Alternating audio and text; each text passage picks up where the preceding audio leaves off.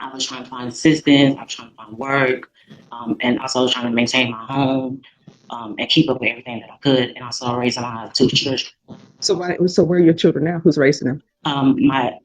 My son, he's with his girlfriend, and my daughter, she's with my sister. She works. My son works. Both of them work. They're both of them in school, and they both get good grades. Okay. So here's the thing with lights being turned off. Back in the day, people didn't have lights. You turn on a candle. And people always assume that where people are in their station in life is always where they've been. Like they've never had financial problems or things happen. I've had my lights turned off before. And you know what? My mom and my grandmother would always say, hey, whatever you do, make sure that you have your if you're living in an apartment, make sure that's paid. If you're living in a house, make sure that paid. If the lights get turned off, if the water gets turned off, at least you'll always have a place to stay. So getting your lights turned off, and sometimes people are like, oh my gosh, that's so embarrassing. It's like, I still have a place to stay. Getting lights turned off happens to everybody.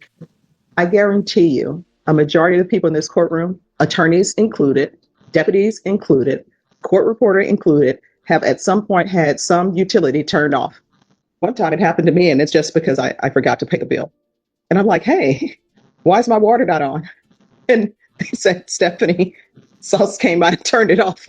I'm like, oh my gosh, I forgot to pay my bill. And they came out and turned it back on, of course. But that's nothing to be embarrassed about. So, and the reason why I'm telling you this story is because you have to reach out to probation and tell them what's going on in your life. Otherwise, you could go to prison for 10 years. And then who's going to be taking care of your children?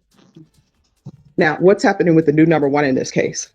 Judge, I can elaborate on that. That is an allegation based on a voicemail that was left with the landlord.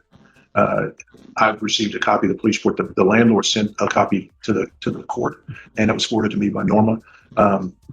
They took a police report based on a voicemail. And last time I looked, a voicemail doesn't arise to a Class C threat.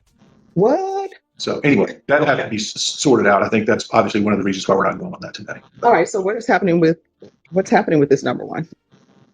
That's a municipal court problem. Okay. So. All right. Probation. What is your recommendation?